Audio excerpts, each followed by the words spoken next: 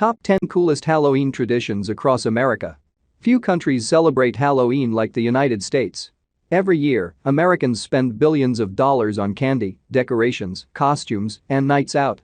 It is a time when mischievous children play pranks on one another, adults reminisce about their misspent youth, and communities come together and have some lighthearted fun. While Halloween has become increasingly commercialized in recent years, a number of small towns and cities still offer their own community-driven festivities. These places have quaint Halloween traditions which are often overlooked by thrill seekers. But as the autumnal weather sweeps in, a number of small-town attractions from witchcraft expos to haunted hayrides start to draw tourists in from around the world. So, with the spooky season upon us once again, we take a look at some of the coolest and strangest Halloween traditions throughout America. An honorable mention must go to Georgetown University, whose students visit the local cemetery and start howling at the moon, the Healy Howl. 10. Pumpkin boat racing. The residents of Goffstown, New Hampshire, celebrate Halloween by paddling down a river in giant pumpkins. The unusual event kicks off with a pumpkin weigh-in. The oversized gourds, many of which weigh over 1,000 pounds, are so heavy that winches are needed to lift them onto the scales. The pumpkin regatta is the brainchild of Jim Bokeman, pumpkin fanatic and founder of the New Hampshire Giant Pumpkin Growers Association. He recalls the moment he pitched the idea to event organizers in 2000. "So when I presented that idea to them, they kind of looked at each other and said, 'This guy's serious.'" Fortunately, Bokeman was given the green light. The first boat race attracted around 500 people, and the two-day event quickly spiraled in popularity. After the weigh-in, the pumpkins are cut open and carved into something vaguely resembling a boat. The seeds are then scooped out and given back to the farmer, which are used for the next bumper crop of pumpkins. The teams, armed with a mountain of arts and craft supplies, set about decorating their makeshift vessels.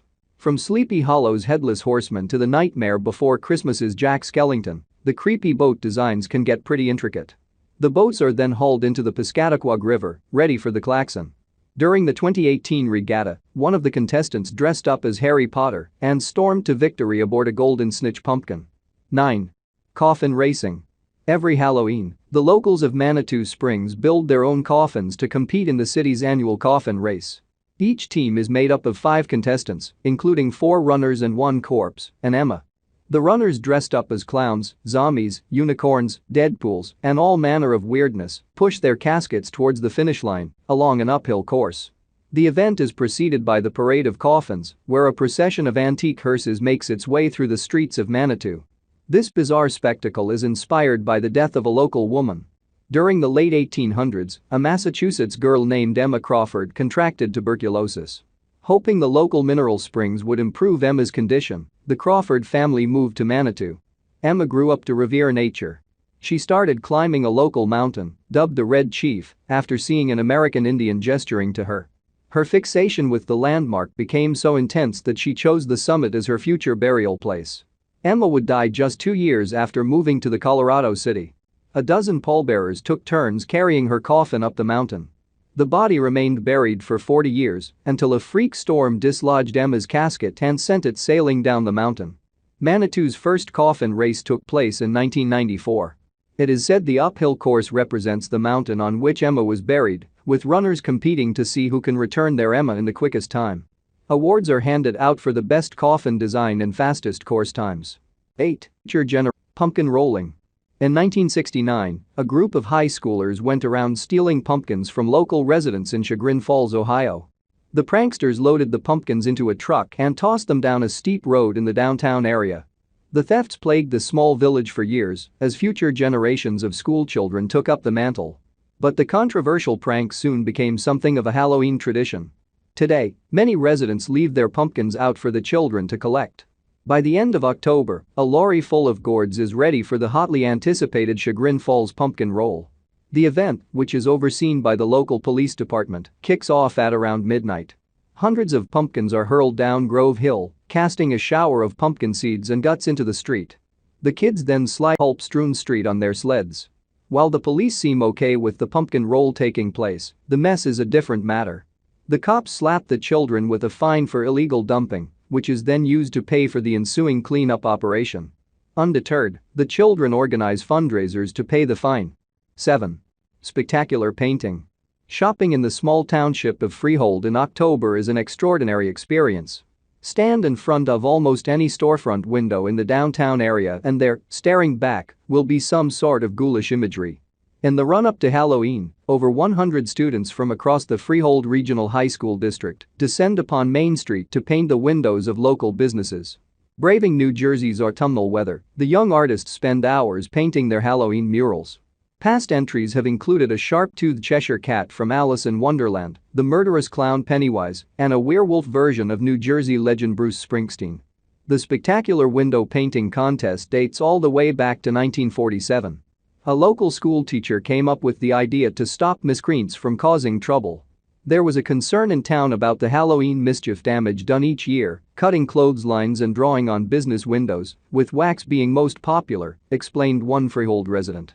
In 1947, it was decided to have a Halloween parade, a window painting contest, and 2 Halloween parties in town to keep the children occupied in non-destructive activities. 6. Paddleboarding witches and warlocks. Terry Pratchett's Wintersmith tale had this to say of the humble witch. A witch ought never to be frightened in the darkest forest because she should be sure in her soul that the most terrifying thing in the forest was her. The same could be said of the witches of California, who spend their downtime sailing across the peaceful waters of Morro Bay Harbor, cackling maniacally with each paddle. Every October, spectators crowd the Embarcadero and watch as hundreds of witches set sail for charity. The annual Witches and Warlock Paddle first started out as a birthday celebration among friends. We have friends who have October birthdays, specifically Halloween, and right before Halloween, explained one of the Coven's initiates, Annette Osiris's. I also do punting and dragon boat paddling, and a lot of my teammates ask when the witch's paddle was. So, in an effort to raise money and food for the San Luis Obispo Food Bank, the locals don their pointy hats and put their paddleboards and kayaks to good use. After the story hit the headlines, paddleboarding witches started to appear all over America. Halloween events are now held in the Florida Keys and Portland, Oregon. The Oregonian witches raise awareness of HIV by paddling 6 miles down the Willamette River, with clothing donations going to Our House of Portland. 5. The Canova Pumpkin House. The Canova Pumpkin House in West Virginia puts on an impressive 3,000 pumpkin display every Halloween. Hundreds of pumpkins are carved daily throughout October, with around 1,000 volunteers donating their time to achieve this staggering feat. Processing so many pumpkins is no easy task, however, requiring coordination between carving, cutting, and washing stations. The pumpkin house is actually the home of Canova's former mayor, Rick Griffith. The 70-year-old pharmacist's first display featured just 5 pumpkins. But that was way back in 1978. Griffith and his daughter now spend hours doodling designs on thousands of pumpkins, ready for the volunteers to start cutting. The entire community joins in with the festivities, with local schools donating pre-carved pumpkins and youngsters helping to scoop out the seeds. A trail of pumpkins is carefully arranged along the porch and porch roof, spilling out onto the front yard. At the heart of the display lies a massive pumpkin wall that illuminates the entire house in a warm orange glow. According to Griffith, each pumpkin represents one of the city's 3,000 residents. The Canova Pumpkin House has become a tourist hotspot, attracting a whopping 30,000 visitors each year. The event gets so busy that food vendors often set up their stalls along the street. 4. The Skeletons Are Alive.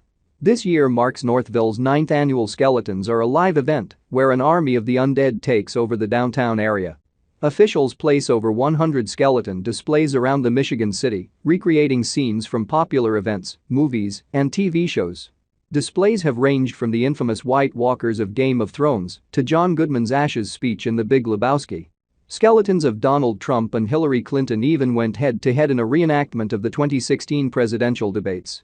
This year, the local church erected its own display. A Wedding of the Damned, featuring a canine ring bearer. The church will give away a small prize to the winner of this year's skeleton scavenger hunt.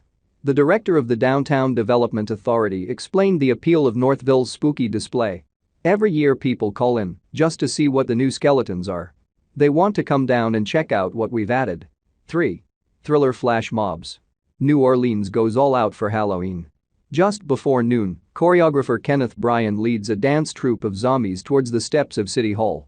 The street, which city officials close every Halloween, heaves with crowds of revelers. The dancers slowly start to rise from the ground as familiar music pierces the silence. Donning a red leather jacket, Brian channels his inner Michael Jackson to deliver an electric rendition of Thriller. The routine involves weeks of intense choreography. Brian holds special dance classes to train people from Louisiana and the surrounding states. He even tours the city, hosting dance lessons at the Children's Museum and parts of the city's legendary French Quarter. School children from across New Orleans often join the flash mob during later dances, and a separate teen dance takes place at the Jernin Brown Recreational Center. Brian practiced Michael Jackson's dance moves as a youngster. He started the Thriller flash mob in 2013 in an effort to lift the community's spirits. "I love that I have been able to dance every day and share the love and joy of dancing like Michael Jackson," he said. 2. Smashing fridges and cars with giant pumpkins. Pumpkin Drop Day. Those were the words of the president of the Pumpkin Growers Association, Kyle Fox, as he plowed through a field of corn. One of his buddies, for reasons unknown, clung to the car roof like a frightened koala bear. With Fox and co. at the helm of the annual Utah Giant Pumpkin Drop, anything can happen. Thousands of spectators flood into Healy Howl Farm to watch giant pumpkins pulverize all manner of objects, including cars, fridges, and pianos. The behemoth squashes dropped from a height of 175 feet, around 14 stories, obliterating anything in its path. Children can then ride the crane lift and throw small pumpkins to their deaths. Some of the pumpkins are filled with ping-pong balls, which attendees must chase to win prizes. But the piece de resistance came at the end of the 2018 drop, when a car was dumped into a pumpkin-filled swimming pool. The event is sponsored by the Giant Pumpkin Growers Association and helps raise money for March of Dimes. For every pumpkin dropped, $10 is donated to the nonprofit organization. "It's a unique and fine opportunity to see 1,000 pounds of pumpkin drop out of the sky," explained Matt McConkey, the reigning champion of the Beehive State's Pumpkin Way-Off. 1. The Zombie Bike Ride. Every year, the Fantasy Fest Zombie Bike Ride attracts thousands of cyclists to Key West. Over 10,000 people in fancy dress took part in the event in 2019. The Roosevelt Boulevard comes alive with the sound of groaning zombies and cackling clowns. Participants like to get creative with their bike decorations, too. At streetwalkers, child catcher cages, Oregon Trail wagons, and zombie dragons are just a few of the incredible designs on display. The first zombie bike ride was organized by the owners of a local bicycle store called Wesicle. The group decided to combine its love for everything Halloween with the city's proud bike culture. "I love the Halloween spirit, and I love the art, mysticism and supernatural celebration of Day of the Dead. It's fun," said Wesicle president Evan Haskell. "I usually dress up and walk into whatever face painting booth is available. I can't believe how much the event has grown." The Key West Artisan Market hosts a pre-bike ride party. Bars and food stalls are littered along the shoreline, and local musicians perform for the crowds. The party also raises awareness of various charitable causes. Last year's featured charity was Little Pink Houses of Hope, which provides vacations for breast cancer patients and their families. Do you think Christians should celebrate Halloween? Drop your comment below.